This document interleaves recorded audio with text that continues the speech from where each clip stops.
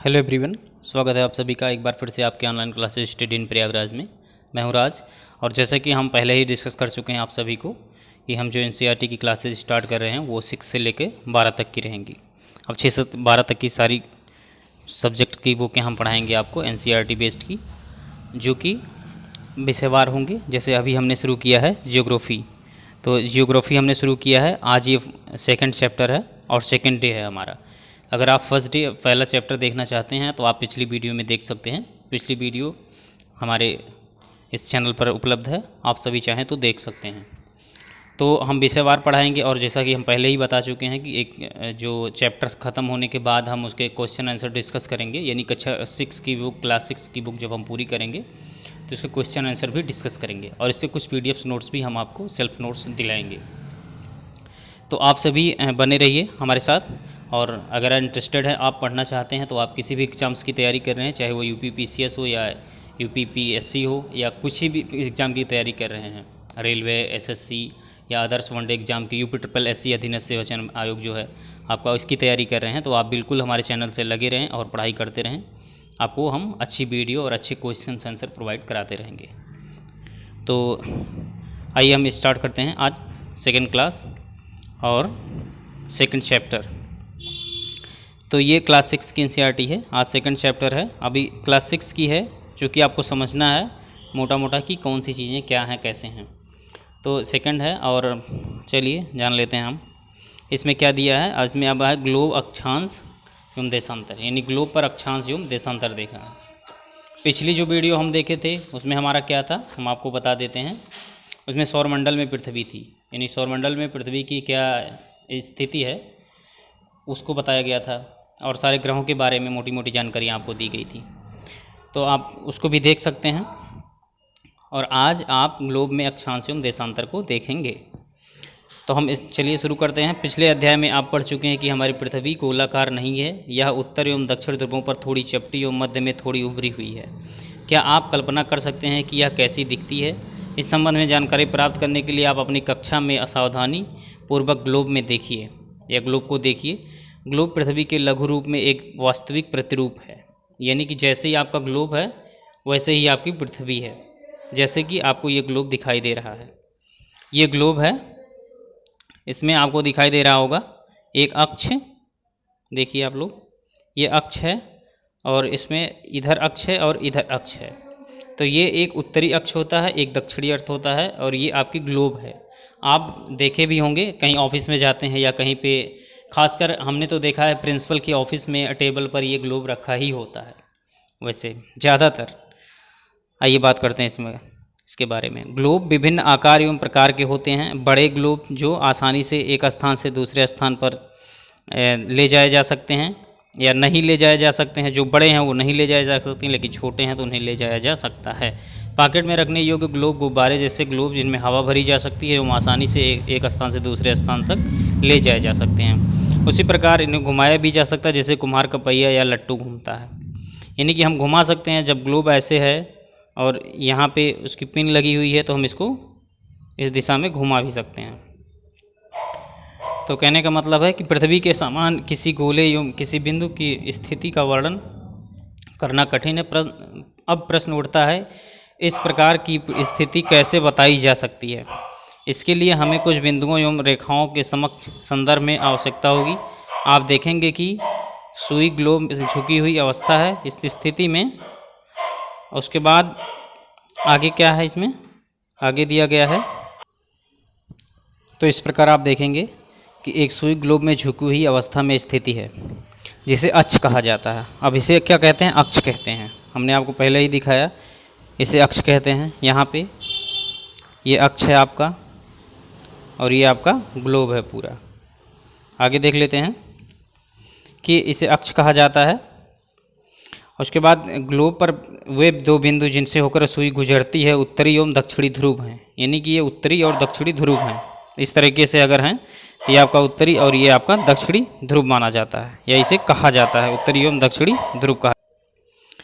अब देख लेते हैं हम कि ग्लोब पर सुई के चारों ओर पृथ्वी की भांति पश्चिम एवं पूर्व दिशा में घुमाया जा सकता है, लेकिन याद रखें इन दोनों में एक अंतर है। अंतर क्या है हम उसे भी बताएंगे आपको। पृथ्वी वास्तव में एक ऐसी सुई नहीं है, पृथ्वी पर वास्तव में ऐसी कोई सुई नहीं है। ऐसा एक ग्लोब अगर है जिसमें इधर से इधर पिन किया गया है, वो इसलिए किया गया है चूँकि एक स्टैंड दिया जा सके ताकि उसे आप रख सकें इस तरीके से। और बाकी पृथ्वी तो आपकी यही है, ये तो आप महज एक स्टैंड है, ये सुई स्टैंड है ताकि आपको इस पर लगाया जा सके और उसे दिखाया जा सके उसकी एक्चुअल पोजीशन है क्या वास्तव में। तो यह एक काल्पनिक रेखा भी ग्लोब पर दो बराबर भागों में बांटती है। ये एक काल्पनिक रेखा है जो ग्लोब को दो भागों में बांटती है। इसे विषुवत रेखा कहा जाता है। अब विषुवत रेखा किसे कहा जाता है, हम आपको ये बताएंगे कि विषुवत रेखा जो है आपकी, आप इसमें देख रहे होंगे, थोड़ा हम जूम करते हैं इसे, सॉरी, दिखाएंगे। ये देखिए आप, ये विषुवत रेखा है। अगर पृथ्वी झुकी नहीं होती तो आपको विषुवत रेखा कैसे दिखाई देती, आप सामने से देखेंगे, उसके बाद आपको हम दिखाते हैं कि विषुवत रेखा कहाँ से दिखाई देती। ये विषुवत रेखा, ये जो उत्तरी ध्रुव को और दक्षिणी को बराबर भागों में काट देती है, यही आपकी 0 डिग्री होती है। इसी को आप विषुवत रेखा कहते हैं। अब यही आप देख लीजिए, यहाँ डॉटेड दिया गया है, यही डॉटेड लाइन जो है यही विषुवत रेखा है। यही विषुवत रेखा, ये समान रूप से उत्तरी ध्रुव में और समान रूप से दक्षिणी ध्रुव में, इसलिए हमें यहाँ तिरछी दिखाई दे रही पृथ्वी हमारी, क्योंकि आप जानते हैं कि ये 23½ झुकी हुई है, इसलिए आपको ऐसी दिखाई दे रही है। अब बात कर लेते हैं आगे हम। अब देखिए इसमें क्या दे रहा है कि ये दो बराबर भागों के आधे भाग होते हैं। ये विषुवत वृत्त पृथ्वी एक काल्पनिक वृत्त बनाती है, पृथ्वी पर एक काल्पनिक वृत्त बनाती है, यानी कि एक काल्पनिक रेखा बनाती है, ऐसे गोल गोल करके काल्पनिक रेखा जिसे हम मानते हैं विषुवत रेखा। यह पृथ्वी पर स्थानों को स्थिति बताने का सबसे महत्वपूर्ण एवं संदर्भ बिंदु है। विषुवत वृत्त के ध्रुवों तक सभी समांतर वृत्तों एवं अक्षांश रेखाएं कहा जाता है, यानी कि इसको अक्षांश रेखाएं कहते हैं। अब हम इसको क्या कहते हैं, इसको अक्षांश रेखाएं कहते हैं।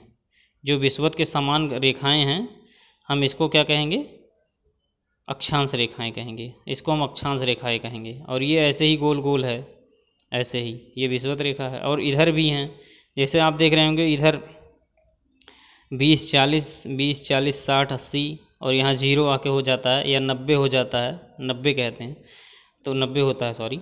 और उसके बाद सेम यही चीज़ दक्षिणी ध्रुव में भी है, वैसे वहाँ भी 20, 40, 60, 80 होता है। इसका क्या मतलब होता है, और हम पूरा क्वेश्चन इस पर डिस्कस करेंगे। विषुवत रेखा और अक्षांश, देशांतर, इस पर हम अलग से जब आपको बताएंगे लास्ट में, तो हम इस पर पूरा डिस्कशन करेंगे कि कैसे क्या है। अभी तो आप क्लास 6 की पढ़ रहे हैं, इसलिए हम उसी बेस पे पढ़ा रहे हैं कि आप इन चीज़ों को बस समझते जाइए आप कि क्या चीज़ें ये होती हैं, क्यों होती हैं, कैसे होती हैं। हम इसकी जानकारी अगली क्लास में आपको देंगे।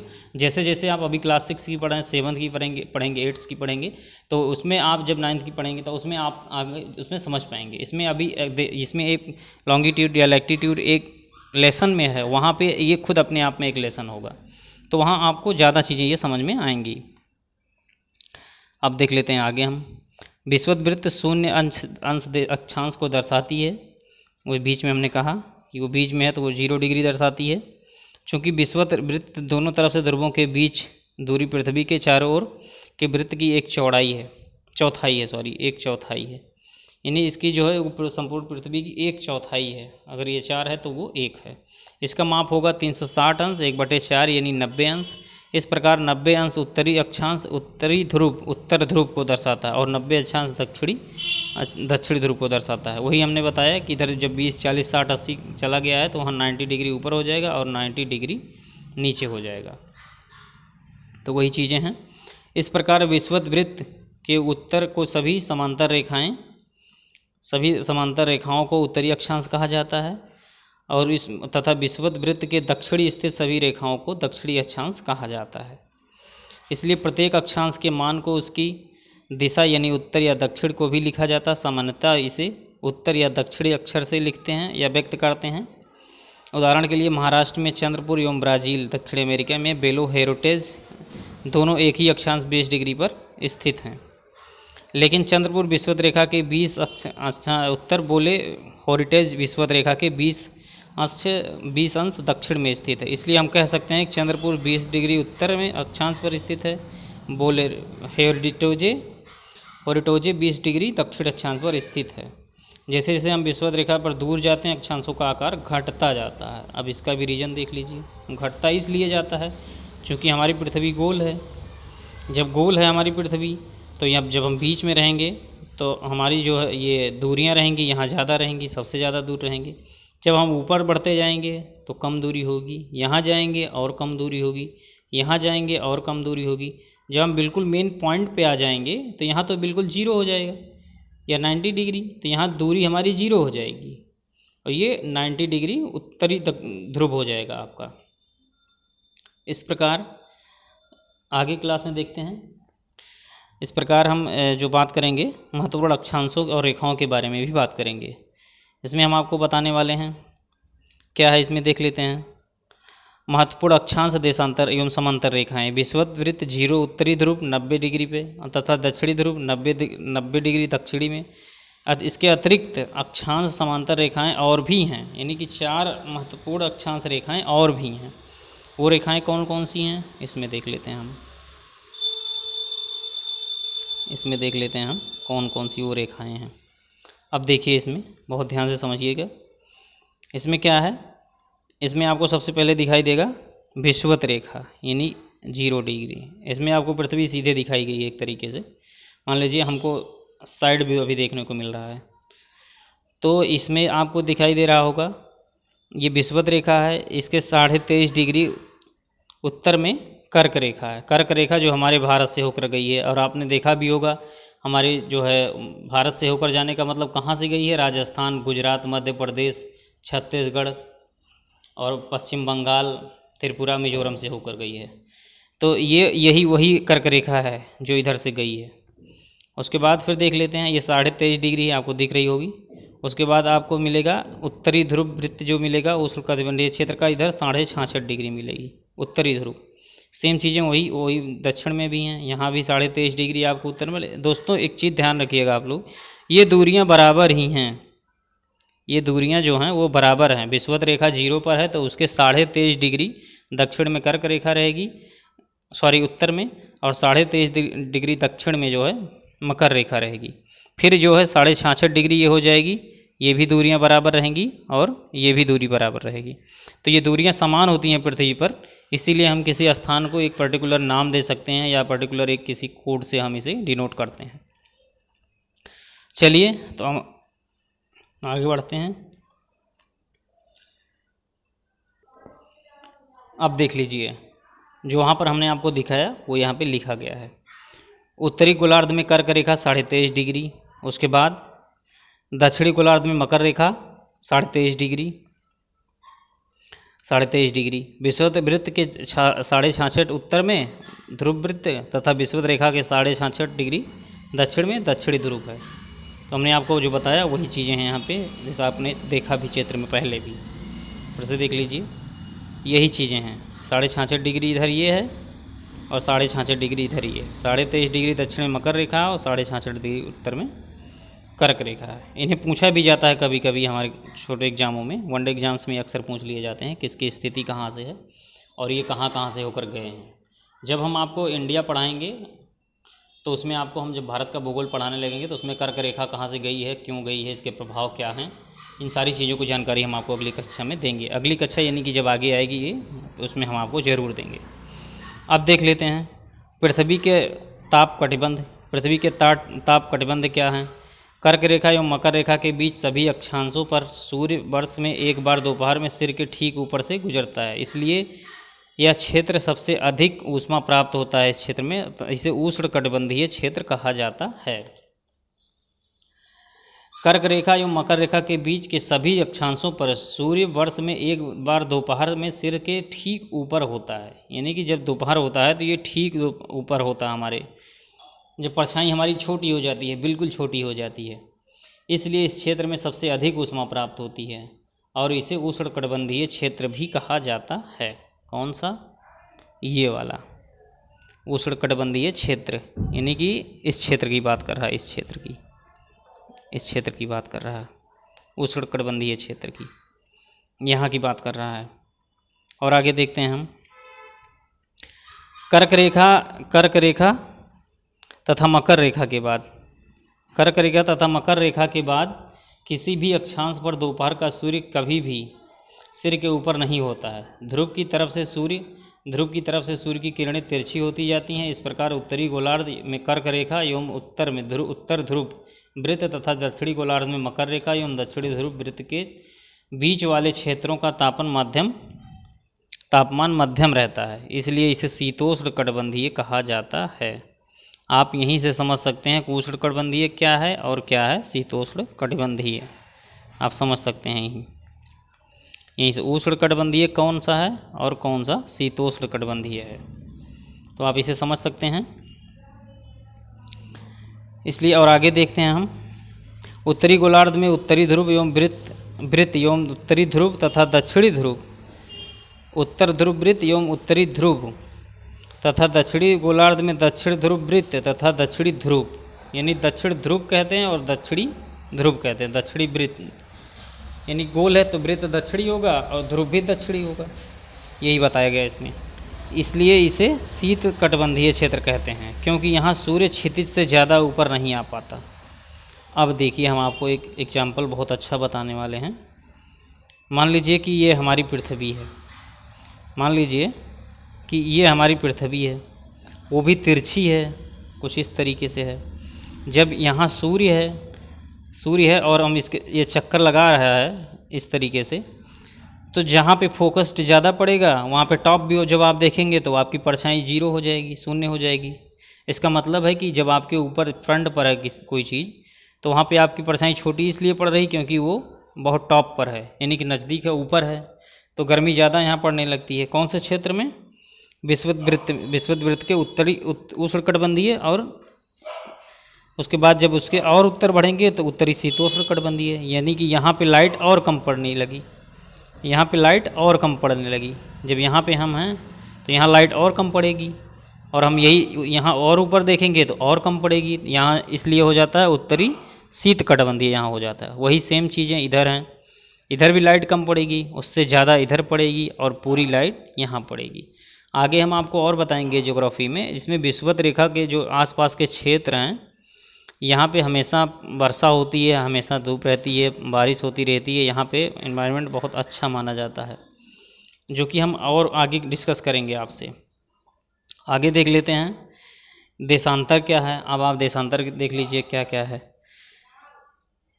देशांतर क्या है? इसमें किसी स्थान की स्थिति बताने के लिए उस स्थान के अक्षांश के अतिरिक्त कुछ जानकारियों की आवश्यकता होती है। आप देख सकते हैं कि प्रशांत महासागर में स्थित टोंगा द्वीप एवं हिंद महासागर में स्थित मॉरिशस द्वीप एक ही अक्षांश पर स्थित हैं। उनकी स्थिति जानने के लिए यह पता करना होगा कि उत्तरी ध्रुव को दक्षिण ध्रुव से जोड़ने वाली संदर्भ रेखा से पूर्व या पश्चिम की ओर इन स्थानों की दूरी कितनी है। इस संदर्भ में रेखाओं को देशांतरीय यामोत्तर कहते हैं। देखिए, यामोत्तर कहते हैं, तथा उनके बीच की दूरी को देशांतर कहा जाता है।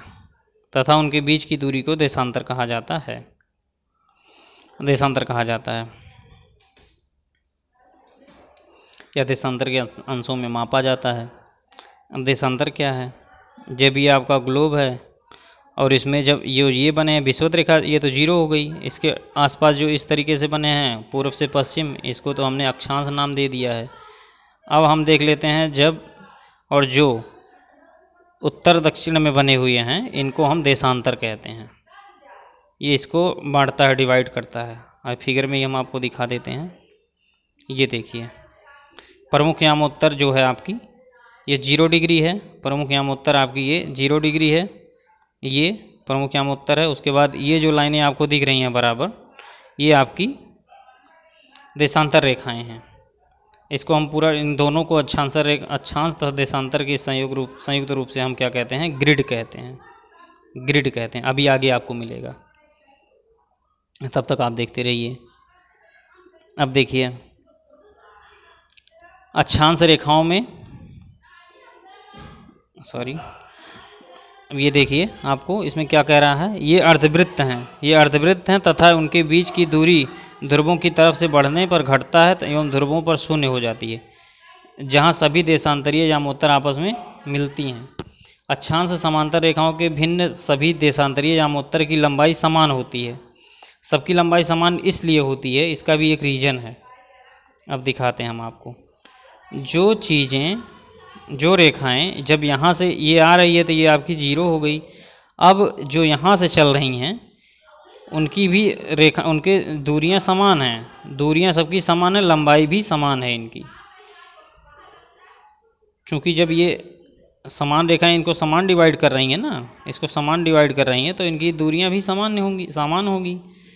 अब आगे हम बात, तो देखिए हम ये कह रहे थे कि अक्षांश रेखाओं में सभी देशांतरीय यामोत्तर की लंबाई समान होती है, इसलिए सिर्फ मुख्य संख्याओं में व्यक्त करना कठिन था। तब सभी देशों के ने निश्चय किया कि ग्रीनविच, जहाँ ब्रिटिश राजकीय वेधशाला स्थित है, ग्रीनविच वहीं हमारे टाइम वहीं से लिया गया है, तो इससे गुजरने वाले यामोत्तर से पूर्व और पश्चिम की ओर गिनती शुरू की जाए। ये यामोत्तर को प्रमुख यामोत्तर कहते हैं, इसे प्रमुख यामोत्तर कहते हैं। इसका मान 0 देशांतर है, यानी कि ये जो चीज़ है ये देख रहे हैं आप, ये 0 देशांतर है, ये वहीं से गया है। कहाँ से गया? ग्रीनविच से, ब्रिटिश की राजकीय वेधशाला वहीं पे है। तथा यहाँ से हम 180 डिग्री पूर्व 180 डिग्री पश्चिम की गणना करते हैं, वही 18 दूनी 36 यानी 360 हो जाता है, 360 हो जाता है। अब प्रमुख यामोत्तर तथा 180 डिग्री यामोत्तर मिलकर पृथ्वी को 2 समान भागों में, पूर्वी गोलार्ध तथा पश्चिमी गोलार्ध में विभक्त करती हैं। इसलिए किसी स्थान के देशांतर के आगे पूर्व के लिए अक्षर पूर्व तथा पश्चिम के लिए अक्षर पूर्व पश्चिम का उपयोग किया जाता है, का उपयोग करते हैं। 180 डिग्री पूर्व और 180 डिग्री पश्चिम यामोत्तर एक ही रेखा पर स्थित हैं, एक ही रेखा पर। अब ग्लोब पर अक्षांश, अब देख लीजिए, अब ग्लोब पर अक्षांश रेखाओं एवं देशांतरीय यामोत्तर के द्वारा बनी ग्रिड को देखो। अभी इसको कह रहा है देखने के लिए, इसको कह रहा है देखने के लिए, इसको आप देखिए कि कैसे ये बनाया गया है। ये है आपकी ग्रिड, ये कैसे बनाई गई है और कैसे बनी है, इसको आप देखिए, बोल रहा है। तो इसको जब आप देखेंगे, एक चीज़ इसमें आपको बताते हैं, देखिए इसमें जो विषुवत रेखा है ये 0 डिग्री, ये तो 0 डिग्री इसको नाम दिया गया है, परंतु इनकी लंबाई घटती जाती है। क्यों? क्योंकि ये ऊपर आती हैं, तो ये पृथ्वी जब गोल है इस तरीके से है, इस तरीके से है कुछ, तो यहाँ तो दूरी ज़्यादा होगी, फिर यहाँ और कम, यहाँ कम, यहाँ और कम, यहाँ बिल्कुल कम हो जाएगी, 0 हो जाएगी। वही चीज़ें सेम साउथ में भी बनेंगी, दक्षिण में भी बनेंगी। लेकिन अगर पृथ्वी मान लीजिए दीर्घवृत्ताकार है, तो इसमें क्या होगा? इसमें ये होगा, यहाँ से जो चल रही हैं, कलर चेंज कर देते हैं हम, यहाँ से जो चल रही हैं रेखाएं, देशांतर रेखाएं जिसे कहते हैं, वो चाहे इधर से गई हों, चाहे इधर से गई हों, चाहे इधर से गई हों, चाहे इधर से गई हों, चाहे इधर से गई हों, तो प्रमुख यामोत्तर को छोड़ के बाकी सभी की लंबाई बराबर होगी। क्यों? क्योंकि ये उत्तरी ध्रुव से दक्षिणी ध्रुव को जब मिला रही हैं तो इनकी लंबाइयाँ बराबर हो जाएंगी, इसलिए कि ये 0 डिग्री से यहाँ से शुरू हो रही है और यहाँ पे जाके 0 पे मिल जा रही है, यानी कि इनकी जो ये लंबाइयाँ हैं, ये देशांतर वाली लंबाइयाँ, ये सब की बराबर हैं, इनकी लंबाइयों में कोई अंतर नहीं, ये बराबर हैं। आगे देख ले रहे हैं हम, फिर आगे देख लेते हैं। अब हाँ, ये देखते हैं हम कि अब ग्लोब अक्षांश रेखाओं एवं देशांतरीय यामोत्तर द्वारा बनी ग्रिड को देखो। इसने बताया, ग्रिड को देखने की बात करी। अब आपको किसी स्थान के अक्षांश एवं देशांतर के सही जानकारी हो तो ग्लोब पर आप उस स्थान एवं पता आसानी से लगा सकते हैं। जैसे असम में धुबरी 26 डिग्री उत्तरी अक्षांश एवं 90 डिग्री पूर्वी देशांतर पर स्थित है। हम अक्षांश और देशांतर आपको निकालना भी सिखाएंगे अगली कक्षाओं में, जब और अभी कक्षाएँ आएंगी, क्लास 6 की जब NCERT पूरा करेंगे तो इसके बाद हम आपको विस्तृत जानकारी देंगे कि कैसे निकाला जाता, कैसे क्या, एक टॉपिक पे लाके एक क्लास में उसको ख़त्म कर देंगे। पूरी 6 क्लास की बुक एक क्लास में आपकी समाप्त कर देंगे 25 से 30 मिनट में, बहुत ज़्यादा। और आगे देखते हैं। ये दोस्तों ये कोई पढ़ने की चीज़ें नहीं है, ये छोटे बच्चों के लिए हैं, जो समझाने वाली चीज़ें हैं, इसमें कोई वो नहीं है। हाँ, ये देख लीजिए, ये आपकी जो हमने बात करी थी अभी, 0 डिग्री ग्रीनविच से होकर जो जाती है देशांतर, ये आपकी टाइम निर्धारित करने वाली रेखा, तो यहाँ से कुछ इस प्रकार है, ये गई हुई रेखा है, ये जो है इधर से जाती है, इधर अंतर्राष्ट्रीय तिथि रेखा, देखिए यहाँ लिखा गया है।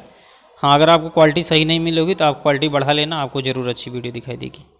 ये है, हम आपको निकालना भी सिखाएंगे इसको अभी आगे तक। ये टेढ़ी क्यों है इसका रीज़न भी बताएंगे, क्योंकि ये सीधी रेखा होनी चाहिए लेकिन ये टेढ़ी है, इसलिए हम आपको ज़रूर बताएंगे आगे की कक्षाओं में ये टेढ़ी क्यों है रेखा। जैसे ये जिगजैग लाइन हो गई है, ये जिगजैग क्यों है इसका रीज़न भी है और हम आपको आगे बताएंगे भी।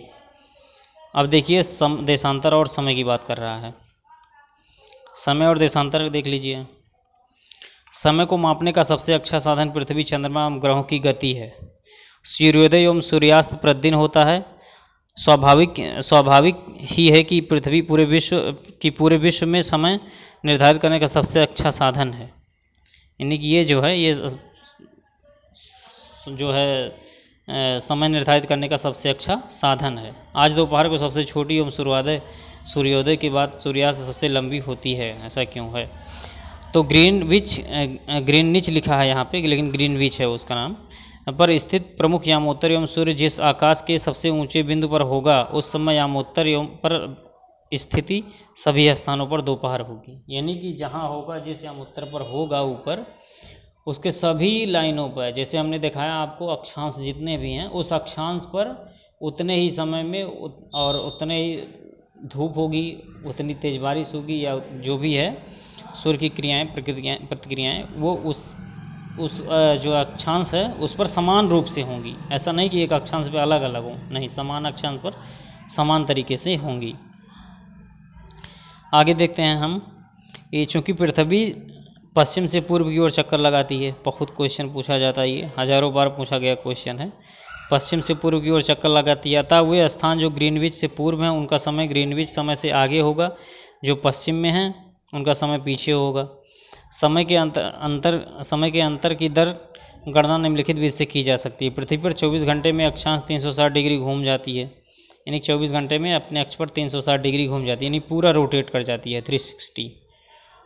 अब ये जब रोटेट कर जाती है उसमें क्या होगा, अर्थात ये 1 घंटे में 15 मिनट और 4 सेकंड में 1 मिनट 1 डिग्री घूमती है। इस प्रकार ग्रीनविच में दोपहर 12 बजते हैं, तब ग्रीनविच से 15 डिग्री पूर्व में समय होगा 15 चौके 60 मिनट, यानी इससे पूर्व जो समय होगा वो 60 मिनट का होगा। ग्रीनविच के समय 1 घंटा आगे तथा वहाँ दोपहर में 1 बजा होता है। ग्रीनविच के समय में 1 घंटा आगे होता है, अर्थात वहाँ दोपहर 1 बजा होता है। जब वहाँ 12 बजा होगा तो वहाँ 1 बजा होगा, लेकिन ग्रीनविच से 15 डिग्री पश्चिम का समय ग्रीनविच समय से 1 घंटा पीछे होगा, यानी वहाँ सुबह के 11 बजे होंगे। इस प्रकार जब आप ग्रीनविच पर दोपहर 12 बजे होंगे उस समय 180 डिग्री पर मध्य रात्रि होगी। अब कैसे होगी इसको भी जान लीजिए आप, ये ऐसा क्यों होगा।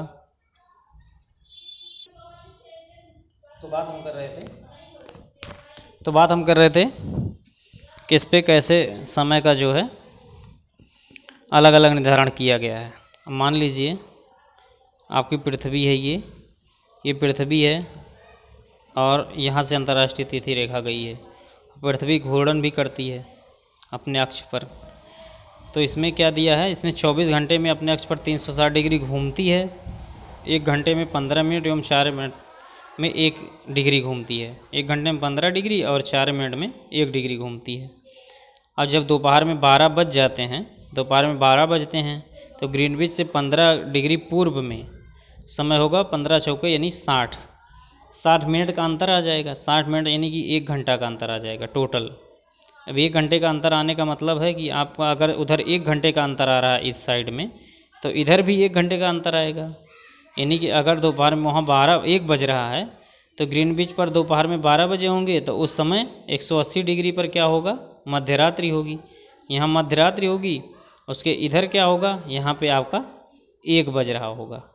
उधर 11 बज रहा तो इधर 1 बज रहा होगा, और 80 डिग्री पर आपका मध्य रात्रि होगी। तो इस प्रकार है। हम ये फर्स्ट और सेकंड चैप्टर्स जो हैं, इसके बाद जो आपकी अगली कक्षा हम करेंगे उसमें फर्स्ट और सेकंड चैप्टर्स के क्वेश्चन आंसर, और उसके बाद इसमें जो डिस्कशन करने वाले टॉपिक्स हैं उनको डिस्कस करेंगे। यानी 2 लेसन्स के पार्ट, 2 चैप्टर के पार्ट अगले वीडियो में हम, तीसरे वीडियो में हम उसको डिस्कस कर देंगे विद क्वेश्चन आंसर। चलिए आगे देख लेते हैं किसी भी स्थान पर जब सूर्य आकाश में अपने उच्चतम बिंदु पर होता है तब दोपहर में उस घड़ी में दिन में 12 बजते हैं। 12 बजते इस प्रकार घड़ी के द्वारा दिखाया गया समय उस स्थान पर स्थानीय समय होगा। आप देख सकते हैं कि देशांतरीय यामोत्तर पर सभी स्थानों का स्थानीय समय समान है, समान रहेगा, क्योंकि इस तरीके से दर्शाया जाता है। जैसे अपना एक तिथि रेखा होती है, हर देश की अपनी एक रेखा होती है, जो जैसे अपने उत्तर प्रदेश में है, इलाहाबाद से होकर नैनी से गई है, इसको माना गया है, जो भारत को 2 भागों में बांटती है, यहाँ इसके बीच से गई है। तो इसके अनुसार है, जो कि अगली कक्षा में डिस्कस करेंगे, फिर हम आपको वहाँ विस्तृत बताएंगे। अभी आप जान लीजिए इतना ही। तो हम मानक समय क्यों मानते हैं? अलग अलग यामोत्तर पर स्थित स्थानों के स्थानीय समय में अंतर होता है। उदाहरण के लिए बहुत से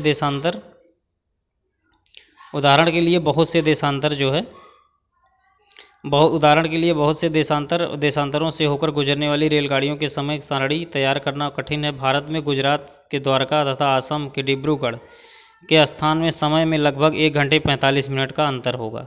इसलिए यह आवश्यक है कि देश के मध्य में होकर गुजरने वाली किसी यामोत्तर स्थिति रेखा मानक रेखा समय माना जाए। इस यामोत्तर रेखा के स्थानीय समय पूरे देश के मानक समय माना जाता है। भारत में 82.5 डिग्री यामोत्तर को माना गया है, जो कि आपकी कहाँ से निकलती है? इलाहाबाद से निकलती है। इसी से भारतीय मानक समय का निर्धारण किया गया है। कबीर भोपाल के निकट एक छोटे से स्थान रहता था। इस बताया गया, ये तो कहानी बताई गई है, इससे आपको कोई लेना देना बहुत ज़्यादा नहीं है। इसको जो मेन टॉपिक्स हैं हम आपको उसको बताएंगे। जैसे इसमें देख लीजिए, भारत ग्रीनविच पूर्व 82.5 डिग्री में स्थित है, 82.5 में स्थित पूर्व में स्थित है तथा यहाँ पर समय ग्रीनविच समय से 5 घंटा 30 मिनट आगे है। यानी कि जब वहाँ 12 बज रहा होगा तो यहाँ 5:30 बज रहा होगा। इसलिए जब लंदन में दोपहर में 2 बजे होते हैं तो भारत में शाम 7:30 बजे होते हैं। वही अगर वहाँ 12 बजे रहेगा तो यहाँ 5:30 बजे रहेगा, वहाँ 2 बज रहा है तो यहाँ 7:30 बज रहा है। कुछ देशों में अंतर्राष्ट्रीय विस्तार अधिक होता है, जिसके कारण वहाँ 1 से अधिक मानक समय अपनाए गए। उदाहरण के लिए रूस में 11 मानक समय है, क्योंकि बड़ा देश है। पृथ्वी पर एक घंटे वाले 24 समय क्षेत्रों में बांटा गया है। इस प्रकार प्रत्येक क्षेत्र में 15 देशांतर तक के क्षेत्र को घिरता है। तो हम इसके लिए एक अलग से वीडियो अगली बनाएंगे, उसमें आपको टॉपिक बाय टॉपिक जो वीडियो हमने दिए हैं पहला और दूसरी क्लास का, उसको हम समझाएंगे। और इसके जो एक अक्षांश देशांतर हैं और टाइम का ये जो आपको समझ में अगर नहीं आता है तो हम आपको अगली वीडियो में इसको विस्तृत जानकारी इसकी देंगे क्वेश्चन आंसर के साथ। आइए अब इसका क्वेश्चन अगर देख लेते हैं हम, क्या कहता है क्वेश्चन, क्या कह रहा है इसमें। छोटे छोटे क्वेश्चन हैं। पृथ्वी का सही आकार क्या है? अभी आपने पढ़ा इसमें पृथ्वी का सही आकार क्या है, तो आप जान सकते हैं परवलयाकार है। पृथ्वी का सही आकार परवलयाकार है। और देख लेते हैं कि ग्लोब क्या है। ग्लोब है संपूर्ण पृथ्वी का एक प्रारूप है, जो देखने में पृथ्वी जैसी आकृति है, वही ग्लोब है। अब तीसरा कह रहा है कर्क रेखा का अक्षांशीय मान क्या होता है? कर्क रेखा का अक्षांशीय मान कौन सा होता है? तो ये 23.5 डिग्री है ही, इसमें कहने की कोई बात नहीं है, जो कि हमारे उत्तरी दिशा में गया है, भारत से भी होकर गया है। तो इस प्रकार जो ये क्वेश्चन है हम इसको आगे और डिस्कस करेंगे। अब इसमें पूछ रहा 4th वाला, पृथ्वी के 3 ताप कटिबंध कौन से हैं? तो उष्ण हो गया, उष्ण ताप कटिबंधीय, उपोष्ण हो गया तथा शीतोष्ण हो गया। इसको हमने आपको बताया था, उष्ण, उपोष्ण तथा शीतोष्ण। शीतोष्ण मतलब 0 डिग्री हो जाएगा, यहाँ उपोष्ण होगा तथा यहाँ उष्ण होगा।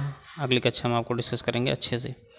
अब देख लीजिए ऑब्जेक्टिव क्वेश्चंस भी कुछ हैं इसके, जो कि प्रमुख यामोत्तर का मान क्या है? प्रमुख यामोत्तर का मान क्या है? 90 डिग्री है। शीत कटिबंध किसके नज़दीक पाया जाता है? शीत कटिबंध किसके नज़दीक पाया जाता है? इसमें ये पूछ रहा है। अब शीत कटिबंध किसके ध्रुवों के नज़दीक पाया जाता है? क्योंकि जब इस तरह से है तो यहाँ शीत कटिबंधीय है तो ध्रुवों के नज़दीक पाया जाएगा। अब देखिए देशांतरों की कुल संख्या कितनी है?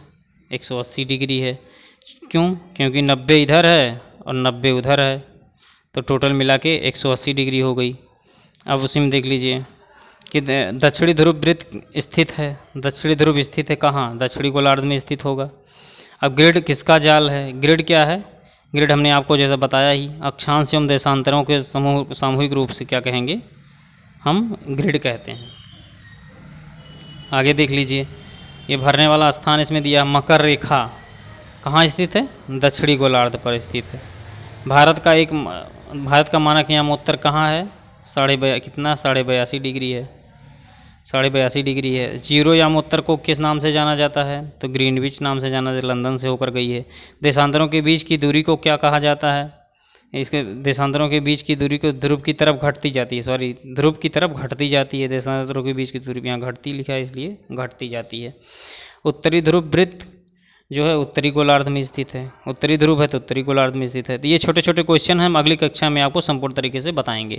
तो साथियों, ये सेकंड क्लास थी, सेकंड डेज था। जो भी अगर समस्याएं आ रही हैं या समझ में नहीं आ रहा है ऐसी कोई बात है तो आप हमको ज़रूर वीडियो में कमेंट बॉक्स में कमेंट करके बताइएगा, तभी हम सुधार कर पाएंगे। तो हम आपसे अपेक्षा यही करते हैं और उम्मीद करते हैं कि आप हमें कमेंट बॉक्स में हमारी कमियों को और हमारी खूबियों को बताएंगे।